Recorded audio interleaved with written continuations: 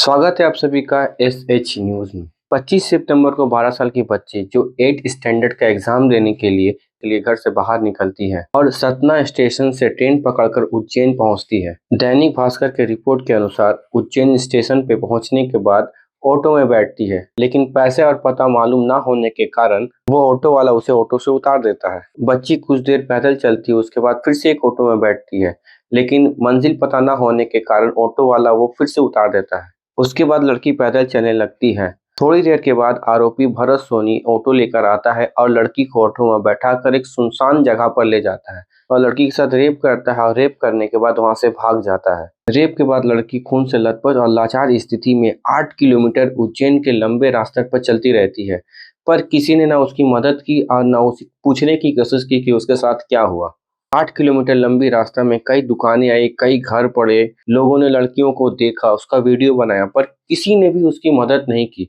12 साल की बच्ची 2 से ढाई घंटे तक उज्जैन के लंबे रास्ते पर चलती रही, जिसके बाद वो एक आश्रम में पहुंचती है। वहां के पुजारी बच्चे को खाने को देते हैं और उसका हाल चाल पूछते हैं। आश्रम के पंडित उससे उसका नाम पूछते हैं, उसके साथ किस तरह की घटनी, इस सब के बारे में जानने की कोशिश करते हैं और उसे कुछ खाने पीने को देते हैं ताकि बच्ची की अवस्था में सुधार आए और वो कुछ बोलने लगे, तब उसे पता चले कि उसके साथ क्या हुआ है और किसने किया है और वो कहाँ की रहने वाली है। जिसके बाद आश्रम के पंडित ने पुलिस को कांटेक्ट किया। बालिका जिसने नीचे कोई वस्त्र धारण नहीं कर रखा है, अपनी आंखों से देखा नहीं गया।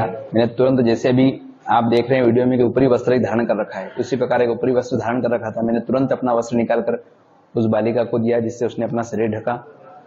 फिर मैंने अपना वाहन रोक करके वहीं स्पॉट पर खड़े होकर के तुरंत ही उस बालिका से पूछा कि तुम्हारी दुर्दशा किसने की है। उसकी आंखें पूरी स्वेलिंग से भरी हुई थी, पाँव में पूरी ब्लीडिंग हो रही थी, आंखें उसकी बिल्कुल भरा रही थी, बार बार वह अपने शरीर से लड़खड़ा रही थी। मेरी आंखों से देखा नहीं गया। मैंने उससे पूछा कि बहन, आपकी ये हालत किसने करी है और कौन है तुम्हारे माता पिता, कहाँ है, तुम यहाँ किसके साथ आई हो, कब से इस क्षेत्र में हो। लेकिन वह बालिका अपनी ही भाषा में कुछ बोल रही थी, जिसे मैं समझ नहीं पा रहा था। बार बार वह कुछ बोलने का प्रयास कर रही थी, लेकिन मैं समझ नहीं पा रहा था। 2-3 बार मैंने पेन कापी भी उसके हाथ में दिया कि यदि मैं समझ नहीं पा रहा हूँ या तुम बोल नहीं पा रही हो तो इसमें लिख करके कुछ बताओ। यदि अपने माता पिता का मोबाइल नंबर जानती हो तो मेरे मोबाइल का मैंने कीपैड निकाल करके दिया कि इस पर लगा करके बात करो, या आप पेन डायरी में लिख करके मुझे बताओ। लेकिन वह बालिका उस विषय में मेरी कोई मदद नहीं कर पाई। मैंने उससे पूछा कि बेटा भूख लग रही है, उसने कहा हाँ मुझे भूख लग रही है। ऐसे हाँ का उसने संबोधन किया। मैंने तुरंत अपने आश्रम में जो स्वल्पहार में दलिया नमकीन बना था वो बुला करके उस बालिका को दिया खाने के लिए। चाय पिलाई, जल पिलाया, कुछ नकदी पैसे भी उसको मैंने सहयोग रूप में दिए। लेकिन मेरा विश्वास माना नहीं कि मैं इसको सुनी छोड़ दूं, इसलिए मैंने तुरंत हेल्पलाइन नंबर 100 पर कॉल किया। 2 बार मेरा वहाँ कॉल कट हुआ।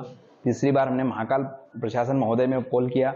वहाँ से मैं महाकाल थाने का नंबर मिला, महाकाल थाने में कंप्लेंट दर्ज करवाई। वहाँ से उन्हें पुनः मुझे 100 कॉल पर संपर्क बनाने के लिए कहा। 100 कॉल पर किया। वहाँ से पुलिस की गाड़ी करीब 20 मिनट की में मेरे पास पहुंची। उस बालिका को मैंने पुलिस प्रशासन के हवाले सुपुर्द किया ताकि आज हमारे देश में निर्भया जैसी घटना, हाथरस जैसी घटना, बिल्किस बानो जैसे केस आए दिन आते रहते हैं। ये सारी घटना होने के बाद भी सरकार ना जागती और ना इस पे कोई एक्शन लेती है। एनसीआरबी के रिपोर्ट के अनुसार हर दिन पुलिस 86 रेप केसेस को दर्ज करती है। एनसीआरबी के रिपोर्ट के अनुसार साल 2021 में 3177 और 2020 में 2846, जबकि 2019 में 3233 रेप केसेस दर्ज किए गए। लेकिन ये सारे रेप केसेस जो पुलिस के रिकॉर्ड में दर्ज है, कितनी लड़कियां समाज और फैमिली के दबाव में रिपोर्ट तक नहीं लिखाती हैं। हमारे देश में वुमेन रिजर्वेशन की बात होती है, हमारे देश में वुमेन एम्पावरमेंट की बात होती है, बेटी पढ़ाओ बेटी बचाओ जैसे नारा पॉलिटिशियन लगाते हैं, लेकिन ये सब एक कागजी कार्रवाई, एक पॉलिटिकल एजेंडा है। पुलिस इस घटना की जांच करते हुए सीसीटीवी कैमरा की हेल्प से ऑटो का नंबर R5204 और रेप के आरोपी भरत सोनी को गिरफ्तार करती है। इस घटना के बाद पुलिस ने भरत सोनी का एनकाउंटर किया और भरत सोनी का घर को बुलडोजर से गिरा दिया। आजकल बुलडोजर न्याय और इंसाफ करने का नया जज और कोर्ट बन चुका है। इस घटना पर भरत सोनी के पिता का क्या कहना है, सुनिए। कोर्ट के पीछे इतने आदमी लगा रखे हैं, जो कोर्ट कचहरी भुगते हैं। ये ऐसे अपराधी को तो तुरंत मारना चाहिए। आपका बेटा है तो दिया हो। तो क्या करूंगा मैं? बेटा है तो क्या मरूंगा उसके चक्कर में? हम सब परेशान हो गए ना उसके मारे। तो समाज में कैसे जिएंगे आप बताओ? आप तो जिंदगी बची है वो तो उससे खाते कैसे रहेंगे बताओ? किसको मुंह बताएंगे, किससे बात करेंगे, किसको जवाब देंगे? हमसे कोई पूछेगा तो ऐसे आदमी को जीने का कोई अधिकार नहीं समाज के अंदर। कोई भी हो,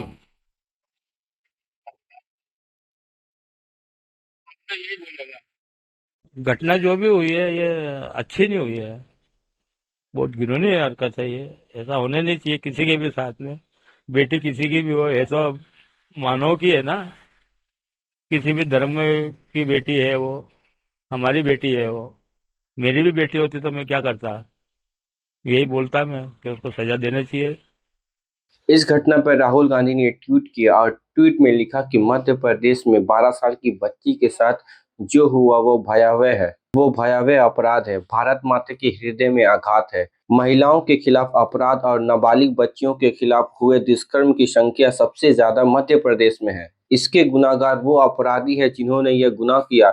साथ ही प्रदेश की भाजपा सरकार भी है जो बेटियों की रक्षा करने में सक्षम नहीं है। मध्य प्रदेश के मुख्यमंत्री और प्रधानमंत्री ने को बिल्कुल शर्म नहीं है। चुनावी भाषण, खोखले वादे और झूठे नारों के बीच बेटियों की चीख उन्होंने दबा दी है। हमारे देश में रेपिस्ट लोग के साथ कैसा व्यवहार होना चाहिए और सरकार को रेप के रिलेटेड किस तरह का कानून बनाना चाहिए, 10 बार उस सजा को सोचकर डरें जिससे हमारे देश में रेप की संख्या कम हो। आप हमें कमेंट में रिप्लाई करके बताएं कि ये सारे रेप के केसेस को कैसे कम कर सकते हैं, सरकार को ऐसी क्या कार्रवाई करनी चाहिए कि ये सभी मामले हमें आगे से देखने को ना मिले। और आपसे रिक्वेस्ट है कि आप हमारे चैनल को रिक्वेस्ट करें, शेयर करें और सब्सक्राइब करें। धन्यवाद।